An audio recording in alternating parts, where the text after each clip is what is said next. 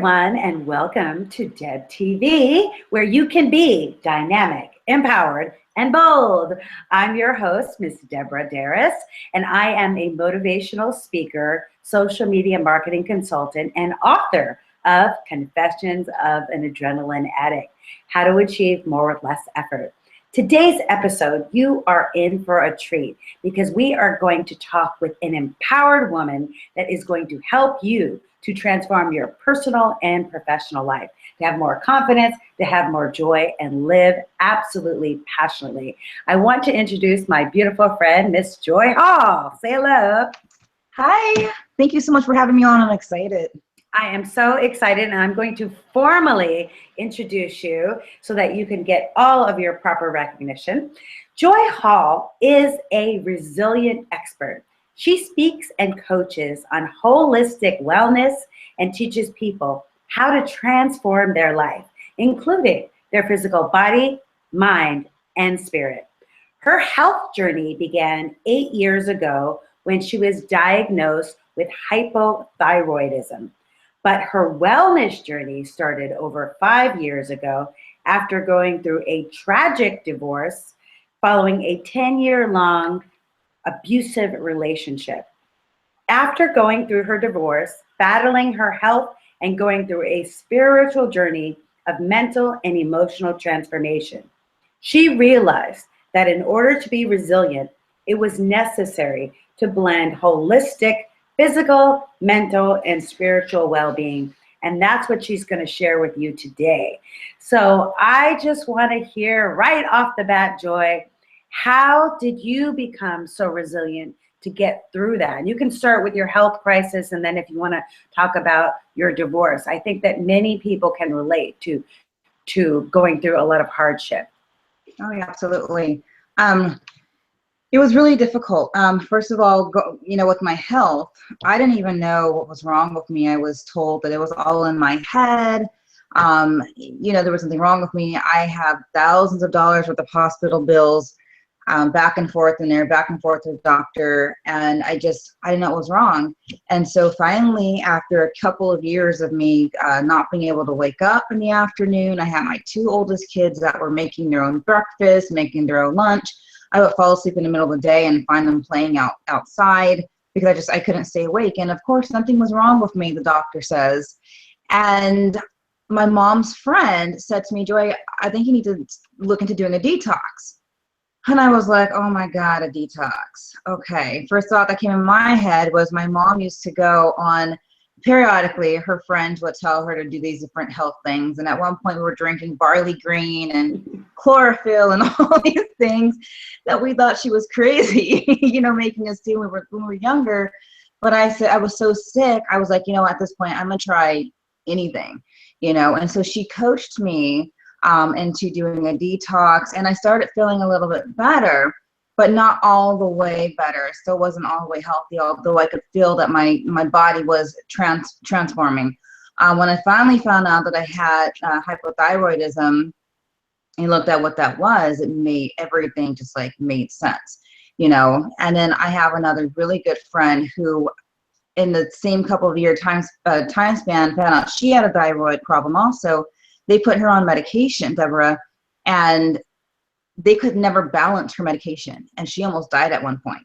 Mm-hmm. So I'm thinking, why would I go on medication when I'm going online and I'm looking at everyone else's, issues in these forums, and they're like, my doctor can't ever, balance out my thyroid medication, and they're all looking for these different alternatives. And so I said, there has got to be something that my body is lacking. And so my chiropractor happened to be a nutritionist, and he said, what, Joi, I have this stuff called Thyroxol. And it was just simply different vitamins and minerals that my body was deficient of. And so I said, well, you know what? Then there must be things that I can do myself rather than going to the doctor and getting on medication to go through a journey of healing my body naturally. And Deborah, that's exactly what I did. I went through this process, and it took a couple of years for me to really become, healthy. But the effects of it, me just making simple adjustments to vitamins and minerals, I literally felt that kick in within a couple of days. But I mean, like, my hair started growing back because it had all fallen out. I mean, it was coming out in chunks. I started losing weight again. I used to sit there in the gym crying because I was working out for 2 hours and then just gaining tons of weight. It just didn't make sense to me. And I've always been an athlete, and I've always been very thin. And so that was just really scary to me. And so that's what kind of kicked off transforming my physical body right there. During that time, I was going through a really rough time in my relationship, and that had a lot to do also with my thyroid problem, because stress is a huge factor to your thyroid going south. And so I was having a really difficult time in my marriage. My sister knew, but really no one else really knew. I had one other couple that my ex-husband and I were very close to, and they knew, you know, that we were having a rough time, but no one really knew what was going on behind closed doors. They just knew bits and pieces of what I wanted them to know, because I was really embarrassed of what was really going on in our relationship and in my house. And that was taking a toll on me even more than the thyroid, you know, issue was taking a toll on me. My emotions were just here, there, and everywhere. I was on anxiety. I was on homeopathic anxiety pills because I refused to go on regular medication. I was, you know, it was crazy. I couldn't sleep.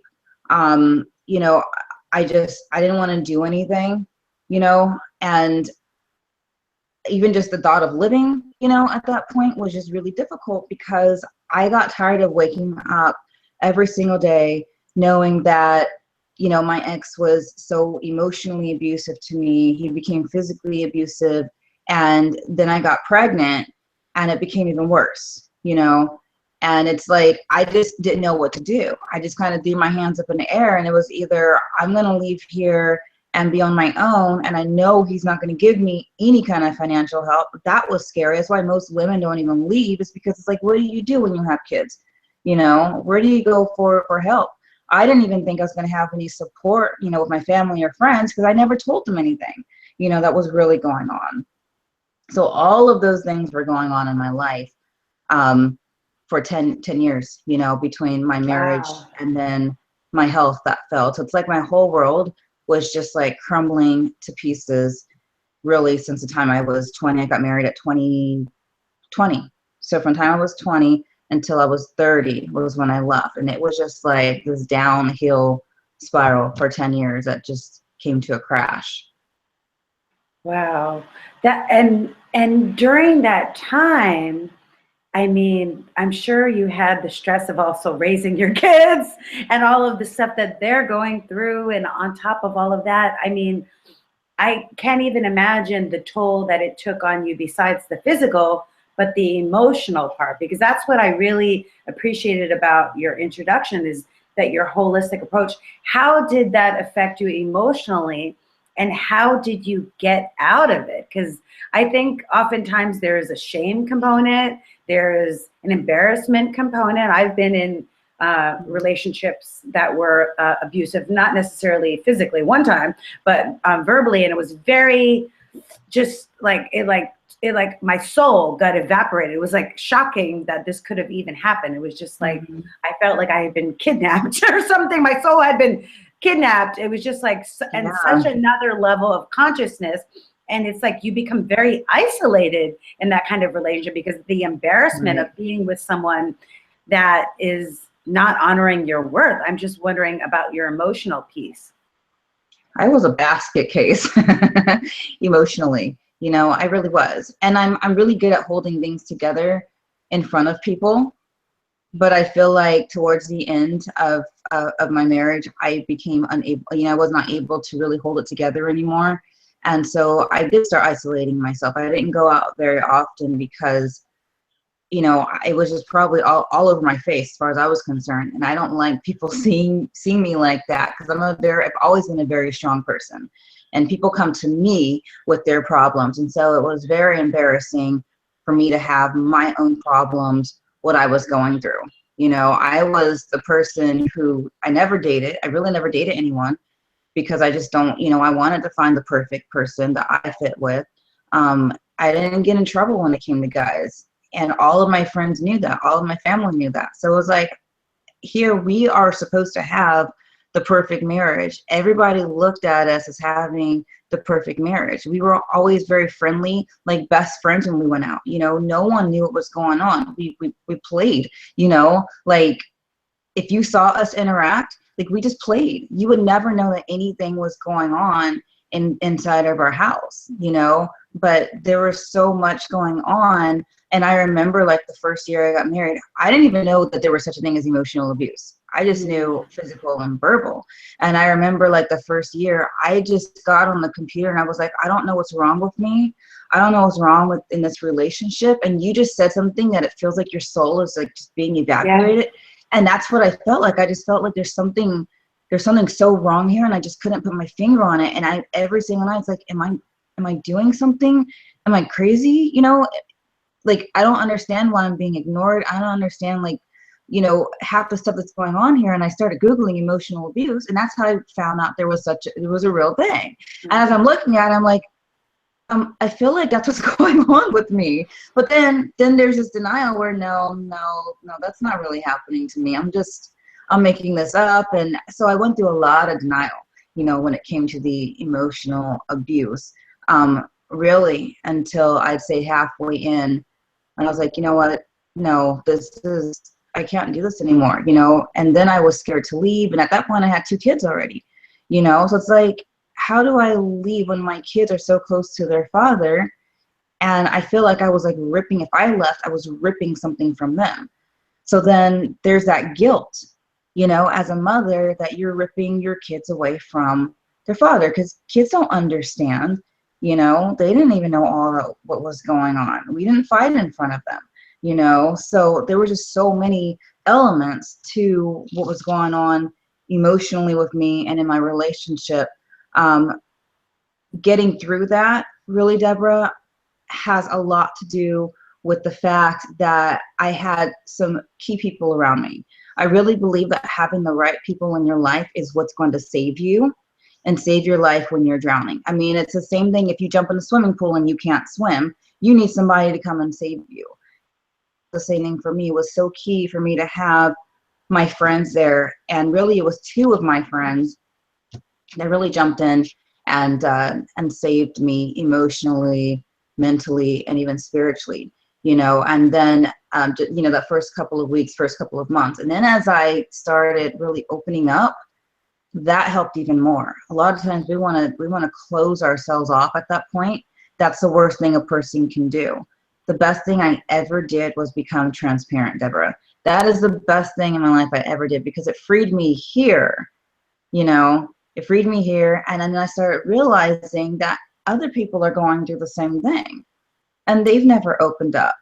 And I just want to really emphasize that point, because this has been one of my aha moments just in my life as a spiritual counselor and as a life coach, about the courage and the release of the judgment of having emotions. Because my mother was very positive, kind of felt like your mother sounds like she's amazing and supportive. And so I felt guilty if I had any sort of a negative emotion, whether it was sad or angry or guilt or whatever. And so I pushed it down. And so what I hear you saying, because somebody could be listening, and your words and your courage could free them, that there is hope in life after. That's my intention, is Absolutely. That when you're transparent and you say to the 2 people or the 1 person, I only had 1 person, my mom, that I could trust, and say, you know what, I'm feeling vulnerable, or I'm not crazy. This is just like, these words that have been said to me are hurtful, and I'm feeling like I'm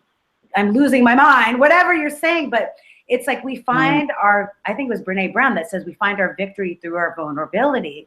And Panache Desai says that we find our divinity through our humanity. And everyone that's listening out here, you deserve to be respected. You deserve to be honored. You deserve to be loved by every single soul in Absolutely. your life. And if they are not doing that, then you have every right and reason, and you will have the support for your kids, for whoever, to be able to get out. And if you want to just talk about that transition from making the decision to enough is enough, to actually being on your own and creating what is now your business and your legacy, right?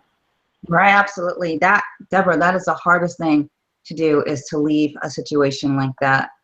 I never understood growing up how women could literally be in those situations and not leave. I had two friends that I went to church with, and their mother, their stepfather would literally beat their mom in the church parking lot. And I never understood how the mother would stay in that situation, and allow that person to traumatize the kids like that, until I went through it myself. Not nearly as bad physically as she did. It doesn't matter. Abuse is abuse, though. Right. And but I didn't understand. And the thing that happens is, and what happened to me was that I was torn down, emotionally and purposely by him. And Right. so I got to the point where I felt undeserving. I didn't feel like I deserved love. I didn't feel like I deserved attention. I thought I was doing something wrong. I felt like I was the bad person, and I just have to suck it up and do this. Really what happened was I got pregnant with my youngest one, Journey. And when I was dragged one day, I was like, and I had a miscarriage right before I got pregnant with her. And that was very traumatic for me. I was 3 months pregnant and I had a miscarriage. And so when I got pregnant with Journey and I got dragged, I realized, you don't care about me. You don't care about the child that's in me. And I have to protect this child. So really my maternal instincts kicked in, and I just Wow. was like, I'm done. I have to go, and that just clicked the fight back in my head, because I didn't know how I was going to leave, though. I was like, he's going to try to keep me here, because when I had threatened to leave before, oh my God, all hell broke loose. And so I was like, I have to be smart the way that I get out. And that's when I started, I had to prepare and I had to plan. And a lot of women who are coming out of those situations, the one thing I try to tell them, if I know that they're trying to get out, is you need to prepare and you need to plan. Unless it's something like right then and there, you're about to get killed, please leave, like immediately. Right. But for me, I planned and I prepared, and then I left. There were certain documents that I know I had to leave with. And I prepared for even the worst. Like, let's just say I knew that there might be tomorrow where he comes home and it's dangerous for me and I have to leave immediately. Well, then I had my documents in one place where I knew I could just take them without him seeing and get out. There are certain things that I kept in my purse that I knew if I had to leave to get out. I started carrying my credit card in my bra, because when I had tried to leave before, the first thing he would do was take my wallet and take my cell phone and my cards from me, so that I absolutely couldn't do anything, when I left. So those are things I had to prepare for and plan for. So it took me I prepared for maybe like 2 months, to really leave. And then when the day that I did leave, it's not like I knew I was leaving on that day. It's just I had already prepared for, I am going to leave at some point soon. So when that day came and I was like, enough is enough, I was strong enough that day to leave. There was things that led up to it that day. And it took me 2 hours to get out of the house with my kids. 2 hours, because he wouldn't let them leave with me, and I wasn't leaving without them. But I had those things to pull quickly. When I did get them out, we left really without any clothes, because he wouldn't let us take a suitcase or any clothes or anything. So we left with the shirts in our backs, basically.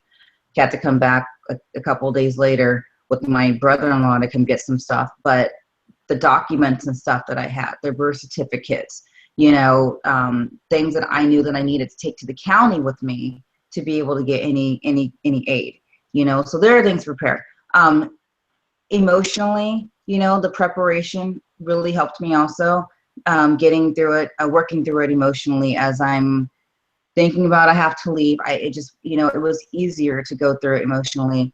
It's very stressful, very, very stressful going through that. So it's best if somebody prepares, going through something like that. Wow. Yeah, oh my God. I'm like, oh my God, I'm like, it's like a movie. It's like, wow. I'm like watching it in my mind. I've had, this isn't even nothing, Deborah. I've had people who's heard my story and they're like, can we shoot a movie, Joi? I'm like, I don't think I'm there yet to shoot a movie.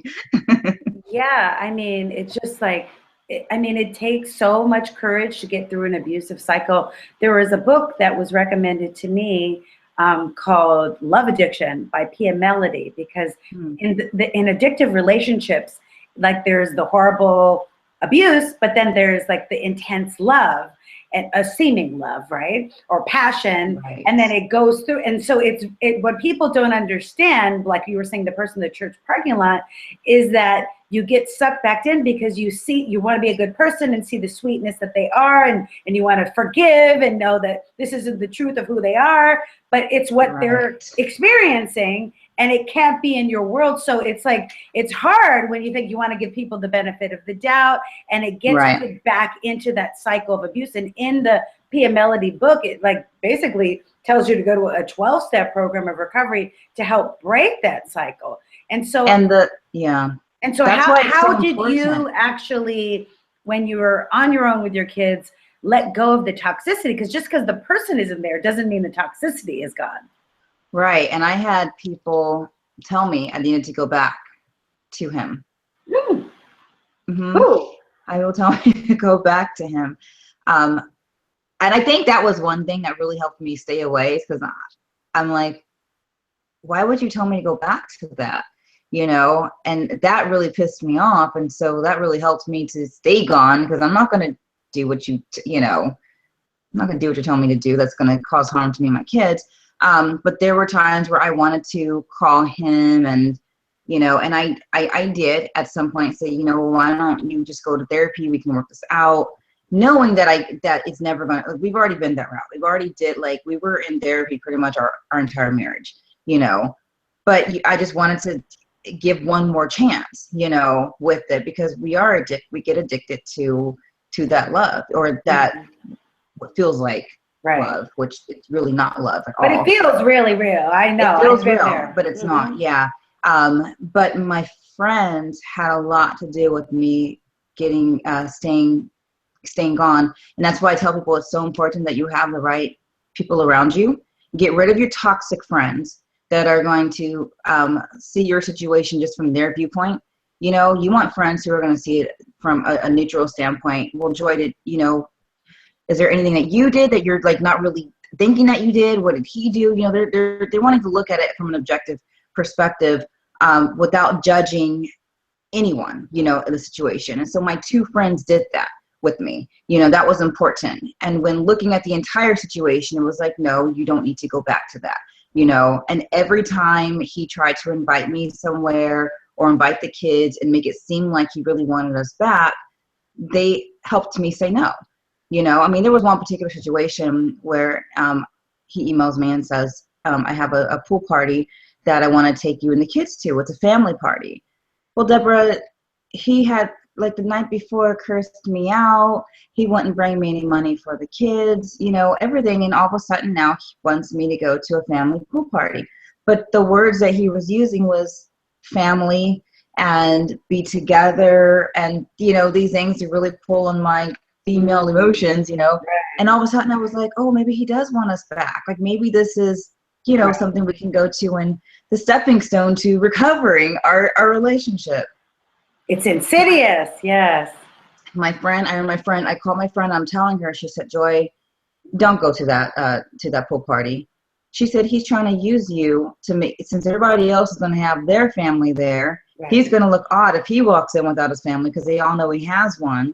He's trying to use you and your kids. And that's when I was like, oh my God, you're right. So I said, you know what, why don't you just take the kids? I'll stay here, but feel free to take the kids, you know. Oh my God, he went off on me. I got cursed out again. And that's when I was like, you know what? I'm so glad she brought it home, you know. And it's so important to have your friends there, because a lot of times that's what happens, you know. The guys, it could be a female too. They want to use you certain points and then dump you in the other. You know, you're just like a little play toy.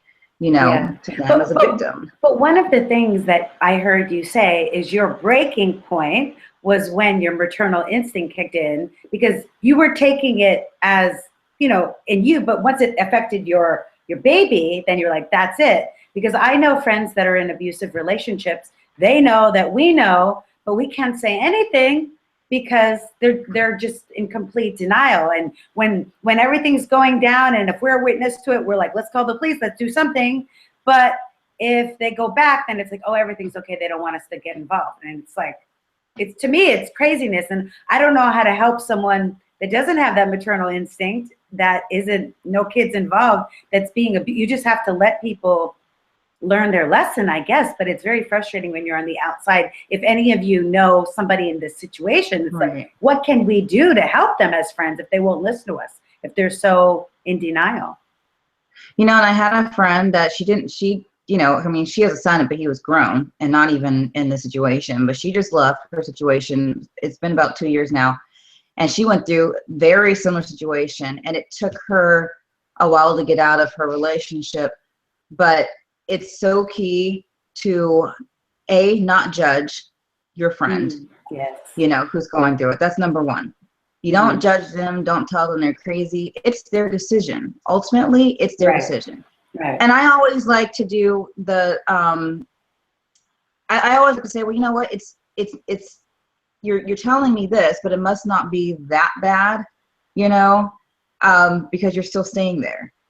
You know, my advice is to go and see a therapist always, you know, because like I said, it's important that you're able to talk out what's going on, to become transparent with someone. And sometimes the only person that we can become transparent with is someone who doesn't really know us, you know. Like I said, I was in therapy my whole 10 years, you know, but it was during those therapy sessions that helped me to stay strong, you know, and talk when I needed to talk. That was the best part of my whole relationship, was being able to talk out what was going on. I couldn't talk it out to my friends and family because it was embarrassing, you know, and I didn't know how they were going to respond. But I like to tell someone, you know, you need to go and get help. You know, talking to me, I can only help you so far, but I ultimately can't make you leave that situation. I can't. Right. I can't ultimately make a situation. But if somebody's staying in a situation like that, there's something deeper going on that's causing them to stay. And it's not just that relationship. There are probably other factors that they've gone through in their childhood that this is just an extra icing on top of the cake. So it's important that they go to therapy. As a friend, I would suggest that they go to therapy. I really would. Oh, that's great advice. Yeah, thank you for that, because there are, I'm sure, a lot of people out here that may not be ready to have the courageous, bold move to get their papers and just to go with the clothes on their back. And so definitely by talking, and for those of you that are out there that maybe can't afford therapy, there's a lot of free resources like Joi did. Go to Google, go online, start doing your research, and you'll be able to find them. So I want to talk, we're almost out of time. I'm going to have you back for a whole separate show just to talk about health and wellness, because I know that's an important part about what you do as a transformational coach. And I think a lot of people would benefit from that, because I, like you, I say meditation is my medication. I think it's so empowering how you did your research and you found out, because if people and civilizations before us could heal themselves from things from the earth, I'm sure there are ways. I just have I have a lot of questions about the pharmaceutical industry and the medical industry. So I really want to have a whole episode just on health, but just to give people information on how do you coach, how do you work with people if you do one-on-one or in groups to help them to be strong and resilient and to live an empowered life like you do. Well, the first thing I do is you know, with people, it's all about your choices, you know, that you make in life. And so I help people realize that every single thing you do is going to boil down to your choices. The first thing is help people transform their mind. Everything starts here, self-development, always self-developing, you know. I always coach people that they need to work on, like I just said, holistically, like you said, that it's your mind, body, and spirit are all interconnected. And that means exercising. Do you know how much exercising will help you just cope with life?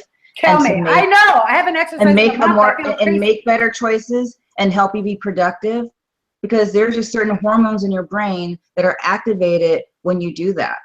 You know, people ask me, how did I cope? how did I cope being pregnant, going through that tragedy? Deborah, I exercised when I didn't want to. I have a friend who is a martial arts instructor. He was like, twice a week, Joi, you're getting out here for an hour and I'm working you out for free. You know, that helped me. I could have lost my baby.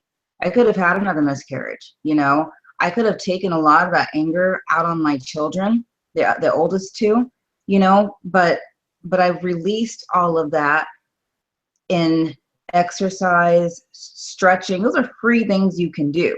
Right. You know, that's therapy, you know. So I tell people to take care of you have to take care of your mind and your body together in order to cope with these types of situations. And then I also coach people to get rid of toxic people around you. Yeah. Get rid of your toxic friends. I changed my whole network, Deborah. I call them energy vampires. Yeah. I just call them straight out toxic. You will see me, if you follow me on my Facebook, every spring, I always announce that I am spring cleaning my friends. And I start getting inboxes, oh, Joi, please, are you releasing me from your friends list? I'm like, you know, I cannot stand people around me who are always complaining, people who are always playing the victim. Don't come around me. I had friends I had to call to say, I'm sorry, but every time you speak, it's like you're so monotone. I feel your negative energy. I cannot be around you. I'm blunt, Deborah. I like that about you. I like that. I sure did. I have to tell people that, because if you wonder why I haven't called you or why I'm not talking to you, it has nothing to do with me not liking you. It has to do with I needed to heal. Mm-hmm. And in order for me to heal, I needed other people around me to encourage me, to uplift me, and to have positive energy, positive vibes around me. And you cannot be around me if you are complaining. If you're going through the same situation that I'm going through, we're just sinking together. Right. You know, we're not pulling each other up. So I always tell people, look at who's around you. You know, who are the 5 people that you're hanging around? And what do your conversations look like? If you want to know how you want to change your financial situation, same thing. Who are you hanging around? Are all of you guys in debt? Or do you have any friends that you talk to on a daily basis who you know you want to go up to where they're at? You know? It's true. Jack Canfield says that your income is the median level of the people you surround yourself around. So if you want to be wealthier, then upgrade your circle. Yeah. Exactly. And if you want to be whole and healthy, mentally and emotionally, surround yourself with people who are emotionally and mentally strong, because they're gonna hold you accountable to working up to that as well, no matter where you're at in your life. But if you are surrounded by people who are in the same position, you guys are just all going off of each other, you know, your situations and your energy. It's just nothing is productive, you know. So change who you're hanging around. Get new friends. I had to get new friends. I probably have 2 people that I've known for the past 20 years that I still talk to, 2. Everybody else I have met over the last 5 years. I'm new on the scene. And you, I'm telling you. But it's funny, because when I decided to change my life, again, it was a decision, it was a choice. I also decided that I was going to change who I hung around and who I was having daily conversations with. Yeah. It all goes together. That is excellent. I love that. I love that. So just if one final advice, if you were to give advice to people that are going through a hard time physically, emotionally, mentally, I know we talked about be transparent. We talked about work with a therapist. We talked about changing your friends. But is there anything else that you could give people as a gem of wisdom that you wish you knew to get you through to the other side? What would that be?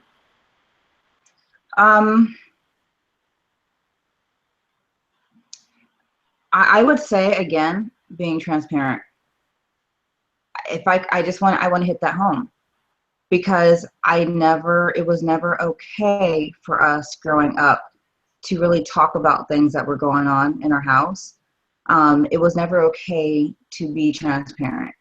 And when I finally realized that it was okay for me to go through challenges and say that I'm going through challenges, that helped. That freed me. It was just like, it was a freedom I never experienced before. And it helped me elevate, and it helped me elevate quickly. You know, and I have another friend. She would always come to me, and they were having lots of issues going on in their family. And I said, it's okay for you to tell people that you're going through, that you have problems, you know? And when you do that, it's going to set you free. To this day, she's like, oh my God, Joi, I'm so thankful you said that to me. It sets you free. So that's the one advice I'd like to share with everybody is become transparent, start your journey there, and tell people, I'm going through this. And it's okay that you are, you know, it's okay. And what you talked about setting you free, and they talk about this in The Untethered Soul. I don't know if you ever read that by Michael Singer. Mm-hmm. It was on Oprah's book list. I love it because the liberation comes from when you give yourself permission to feel your emotions non-judgmentally and say, I'm angry, I'm sad, I'm frustrated, I feel guilty, I feel ashamed. And once you like say it out loud to yourself, it like the emotions come up and out and then they're gone. You're like, whoa, if it was this easy, I wouldn't have held on to all this garbage for years. But that book was so liberating to me because it really, just like Panache said, you find your divinity through your humanity. I'm so glad you reiterated this point because I think- And even the Bible says that the truth will set you free. And to right. me, that has everything to do with your own truth.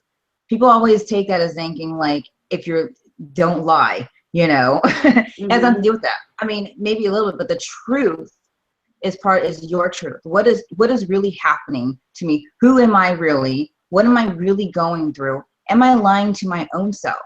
Am I in self-denial? Once you can be real with who you are and accept who you are at that place, and love who you are, well, you have to accept who you are first, and then you can love who you are, and then you can start transforming and changing from there. But the truth will set you free. And yeah, to thy own self be true. And that's the true meaning of the word integrity. When you're integrity, you're integral, you're one with the whole, and you can't be accepting abuse or self-abuse Right. and not being loving yourself. I love the way you use the word align. That's my intention for the year, to align. And when I align with the divine, so I set my alarm every day at 11 a.m. and 11:11 a.m. and 11:11 p.m. And I just say a word of gratitude. Thank you. Thank you for allowing me to have my actions be in alignment with my values so that I'm in integrity with my soul. Because when I'm not, ooh-wee, that's uncomfortable. So how can people stay in touch with you, stay inspired, and stay connected and empowered by you, Joi? They can, I have a website, which is empoweredbyjoi.com. They can also go to joihall.com. Empowered. Oh, Joi, yes. Sorry, we're on a delay. So, okay. And I lost one headphone over here. Yeah, so Joi, empoweredbyjoi.com. They can also go to my Facebook, which is facebook.com/empoweredbyjoi. I have Instagram under Empowered by Joi as well. And my email is empoweredbyjoi@gmail.com. Come on, so easy to find her. And I'm so grateful that I was in aligned with the divine to say yes to a speaking engagement, to be on a prestigious panel with this gorgeous, fantastic, amazing empowerment guru. And I just am so blessed and thankful to have you. I know that so many people are going to listen to this, and your words are going to be the courage that they need to take these powerful and transformational steps. So I just want to say thank you so much. Thank you. Oh, thank you, Deborah, for having me. Absolutely, my pleasure. And thank you all for tuning in. And Transformational Tuesday really begins with you. It's not just about being a participant and a spectator to what we're talking about.